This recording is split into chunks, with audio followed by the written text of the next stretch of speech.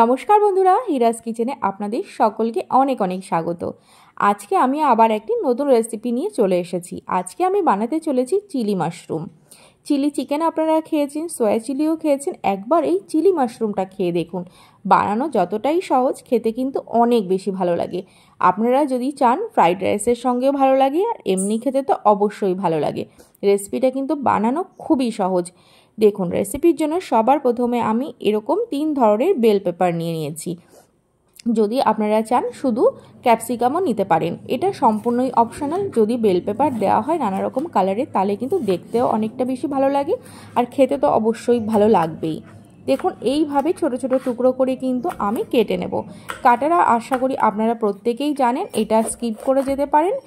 আর বন্ধুরা, আমার চ্যানেলটি যারা সাবস্ক্রাইব করেননি তারা কিন্তু অবশ্যই সাবস্ক্রাইব করে দেবেন। আর এরকম নতুন নতুন ভিডিও দেখার জন্য কিন্তু অবশ্যই সাবস্ক্রাইব করবেন। পাশে থাকা বেল বাটনটি কিন্তু প্রেস করতে বন্ধুরা একদমই ভুলবেন না।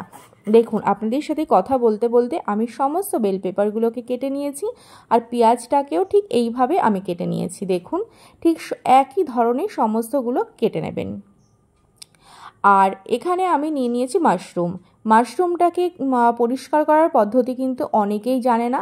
আর মাশরুমে কিন্তু প্রচুর পরিমাণে ময়লা থাকে, আপনারা দেখতে পাচ্ছেন কালো কালো ছোট ছোট ময়লা থেকে যায়।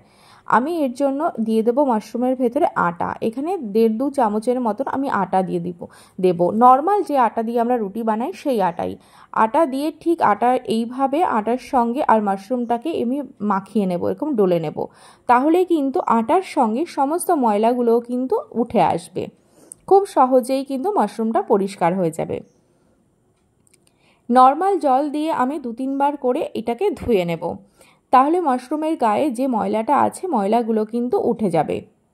দেখতেই পাচ্ছেন জলটা কতটা নোংরা হয়ে গেছে, সমস্ত ময়লাটা কিন্তু বেরিয়ে গেছে।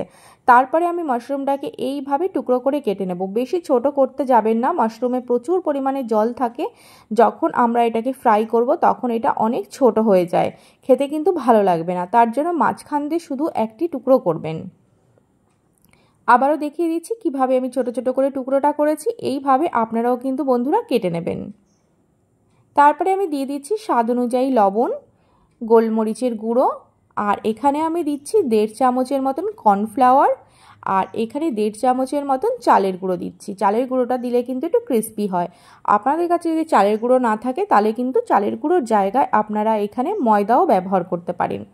সুন্দর করে আমি মিশিয়ে নেব। আর 1 চামচের মতন শুধুমাত্র এখানে জল দিয়েছি, জলটা না দিলেও হয়, একটু বেশি ড্রাই লাগছিল তার জন্য আমি 1 চামচ জলের ব্যবহার করলাম। কিছুক্ষণের জন্য ম্যারিনেট করে আমি রেখে দিয়েছিলাম। তারপরে কড়াইতে তেল গরম করে একে একে সমস্ত মাশরুমগুলোকে আমি ভেজে নেব। মাশরুমগুলো থেকে কিন্তু অনেক জল বেরায়, একটু চটপট চটপট আওয়াজ হবে, তাতে ভয় পাবেন না। আর একটু ছোটও হয়ে আসবে দেখবেন যখন ফ্রাই হয়ে যাবে। বেশি ডিপ ফ্রাই করার দরকার নেই, হালকা যখন কালার চলে আসবে তখন কিন্তু আমি এটাকে নামিয়ে নেব। এবার একে একে সমস্ত আমি মাশরুমগুলোকে এইভাবে ভেজে নিয়েছি। কড়াইতে আমি সাদা তেল দিয়েছি 1 চামচ। তারপরে আমি এখানে ছোট ছোট করে কেটে রাখা রসুন দিয়েছি। রসুনটা যখন হালকা ভাজা হয়ে যাবে তখন দিয়ে দেবো এখানে ছোট করে কেটে রাখা লঙ্কা দেওয়ার পরে আমি সমস্ত বেল পেপার আর পেঁয়াজগুলোকে যে কেটে রেখেছিলাম সেগুলো আমি দিয়ে দিচ্ছি। কিছুক্ষণের জন্য হালকা নেড়ে চেড়ে নেব। আমরা জানি যে কোনো চাইনিজ খাবারে কিন্তু ভেজিটেবলটা বেশি কুক করার কোনো প্রয়োজন হয় না। হালকা ক্রাঞ্চিনেস থাকলে কিন্তু এটা খেতে অনেক বেশি ভালো লাগে। তারপর আমি একে একে সমস্ত সসগুলো অ্যাড করব। যেমন এখানে আমি দিয়ে দিয়েছি 1 চামচ সোয়া সস, 2 চামচ এখানে টমেটো সস, আর 2 চামচ এখানে শেজওয়ান সস দিলাম। তারপরে সসের সঙ্গেও আমি সুন্দর করে একটু মিশিয়ে নিচ্ছি সবজিগুলোকে। তারপরে বন্ধুরা 1 চামচ কর্নফ্লাওয়ারকে আমি জলে গুলে আমি অ্যাড করে নেব।